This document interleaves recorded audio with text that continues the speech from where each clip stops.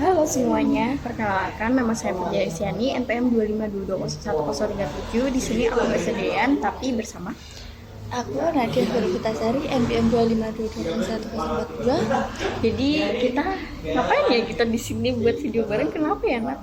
Nah, kita akan buat opening untuk tugas kita praktikum apa? Ilmu dasar keperawatan. Jadi praktikum pada kali ini kita akan membuat gambar tentang sel peradangan 2. Untuk lanjutan dari video kita masing-masing, jangan lupa nonton sampai akhir ya. Let's go. Halo teman-teman semua. Jadi aku di sini akan melanjutkan videoku kemarin yang sama Tia ya.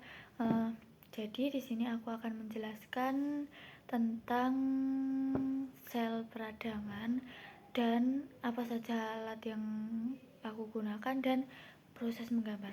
Yang pertama, aku akan menjelaskan sel peradangan. Sel peradangan bisa disebut dengan proses inflamasi. Jadi inflamasi atau peradangan yang akut akibat cedera tusuk pada kulit yang terinfeksi bakteri dengan fokus pada peran sel imun seperti fagosit dan neutrofil. Sel-sel tersebut merupakan komponen kunci dalam tahap seluler inflamasi, di mana mereka bermigrasi ke area cedera untuk melawan infeksi dan mulai penyembuhan. Jadi, gambar 1 tahap 1 yaitu cedera jaringan atau tissue injury. Cedera tusuk menyebabkan kerusakan sel lokal yang memicu pelepasan histamin dari sel mast dan basofil.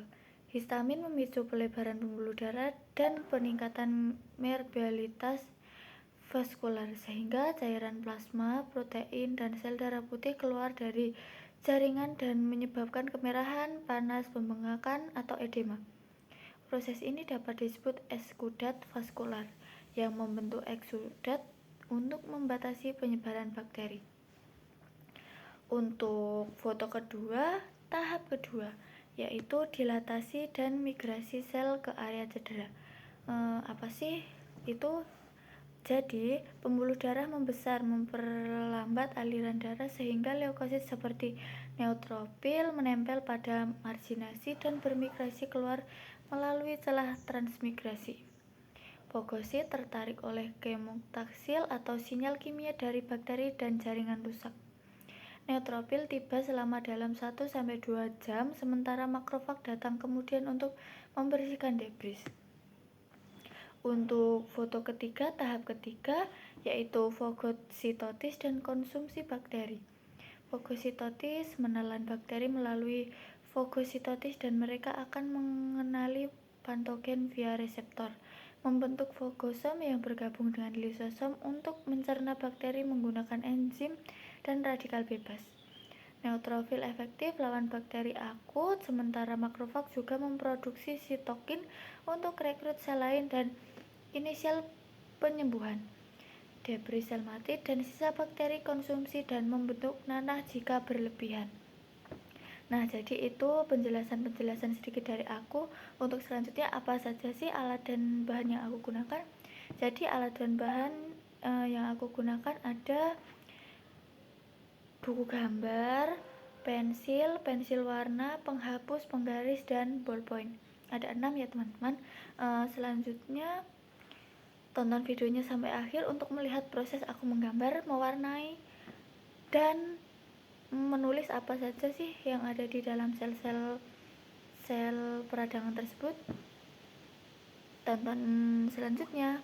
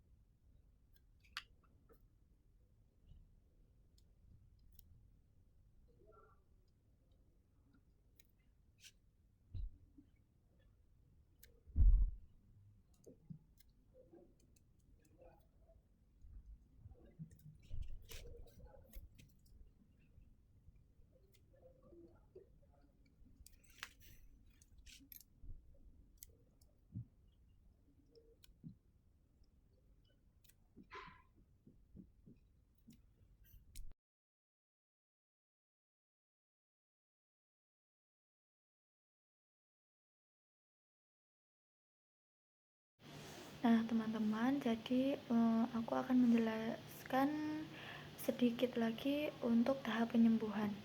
Jadi tahap penyembuhan akhir setelah pembersihan, makrofag melepaskan pertumbuhan untuk proliferasi, fibroblast dan angiogenesis, mengisi defek jaringan dengan granulation tisu hingga penyembuhan lengkap, dan jika gagal dapat menimbulkan abses. Nah, untuk proses menggambarku sudah selesai ya teman-teman. Di sini aku akan menunjukkan hasil gambarku ini tadi. Ini hasil menggambarku ini tadi ya teman-teman. Jadi ini ada pin yang menusuk ke dalam kulit kita. Ini skin surface, bakteri, chemical sign, white blood cell, blood vessel, phagocytes, flat mouth into area, dan swelling, dan ini terakhir phagocytes. Nah, untuk videoku kali ini mungkin sudah cukup ya teman-teman. Terima kasih sudah menyaksikan sampai akhir. Jangan lupa di like ya teman-teman. Dadah semuanya.